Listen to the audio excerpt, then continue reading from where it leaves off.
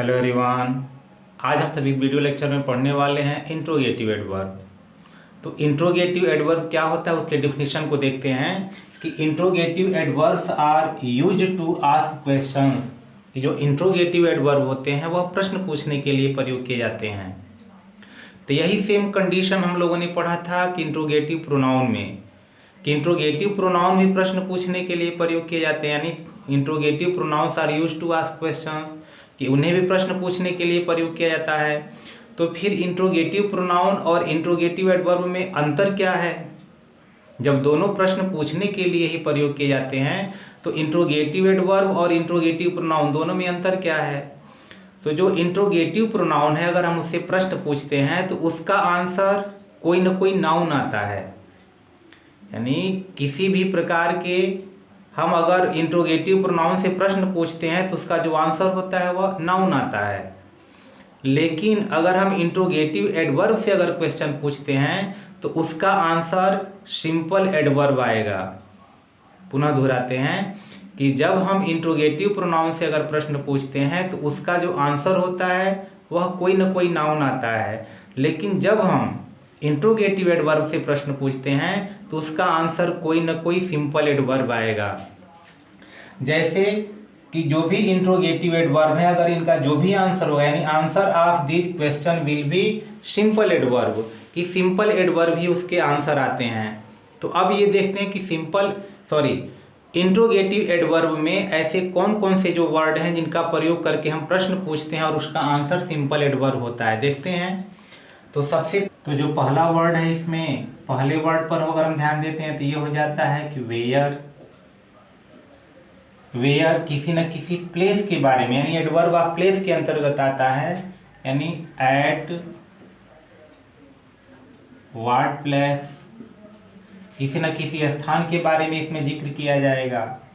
दूसरा अगर ले लेते हैं तो अगर इससे प्रश्न पूछा जाता है, यानी एडवर्ब ऑफ टाइम, तो यह समय का बोध कराएगा, तो यह हो जाएगा एट व्हाट टाइम, यानी किसी न किसी समय के बारे में होगा। अगर अगला देखते हैं तो वह हो जाता है रीजन वाई। इससे प्रश्न पूछेंगे तो कोई न कोई कारण को दर्शाएगा, यानी for what reason, for what reason. और अगला है एडवर्ब ऑफ मैनर के अंतर्गत ये आ जाता है हाउ, यानी इन व्हाट वे। तो इनसे अगर हम प्रश्न पूछते हैं तो इसका जो भी आंसर आएगा वह सिंपल एडवर्ब के अंतर्गत आएगा। तो आइए एग्जाम्पल के माध्यम से देखते हैं कि हम कैसे इसका जो आंसर होता है वह सिंपल एडवर्ब में देते हैं।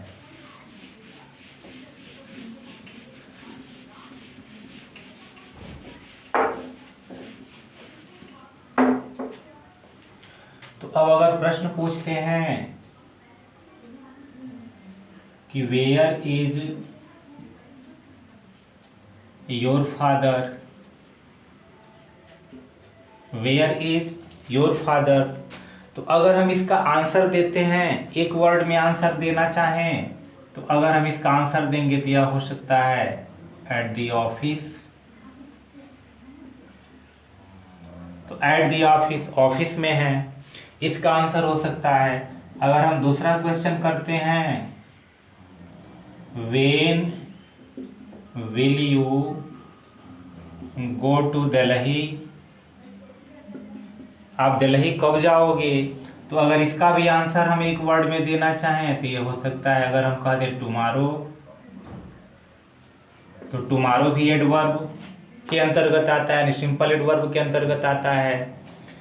अगला अगर हम क्वेश्चन करें हाउ आर यू, अगर इसका आंसर हम करें तो अगर हाउ आर यू कहा गया तुम कैसे हो, तो हम कह सकते हैं फाइन, वेल अच्छा हूँ, तो यह भी सिंपल एडवर्ब के अंतर्गत आता है। अगला क्वेश्चन है रीजन, कि why did you not go to office, तुम ऑफिस क्यों नहीं गए। तो अगर इसका हम जवाब दें तो अगर ये कह सकते हैं बिकॉज ऑफ इलनेस, कि बीमार होने के कारण यानी बीमारी के कारण मैं ऑफिस नहीं गया। तो ये जितने आंसर आए हैं यह सिंपल एडवर्ब के अंतर्गत हैं। तो इसलिए जो वाई से प्रश्न पूछा गया वह रीजन बताया, कोई ना कोई रीजन बताया। हाउ से पूछा गया तो वह मैनर बताया, एडवर्ब ऑफ मैनर के अंतर्गत आता है। व्हेन से पूछा गया तो वह समय का जिक्र किया तो एडवर्ब ऑफ टाइम के अंतर्गत आया।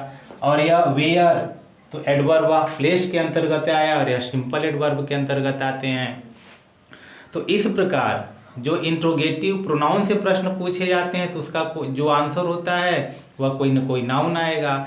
लेकिन वही हम इंट्रोगेटिव एडवर्ब से अगर क्वेश्चन करते हैं तो उसका आंसर कोई ना कोई सिंपल एडवर्ब आता है। तो आशा करते हैं यह वीडियो आपको समझ में आया होगा। तो अगर समझ में आया है तो निश्चित रूप से लाइक करें, शेयर करें। अगर चैनल आपने अब तक सब्सक्राइब नहीं किया है तो उसको सब्सक्राइब कर दें। फिर मिलते हैं किसी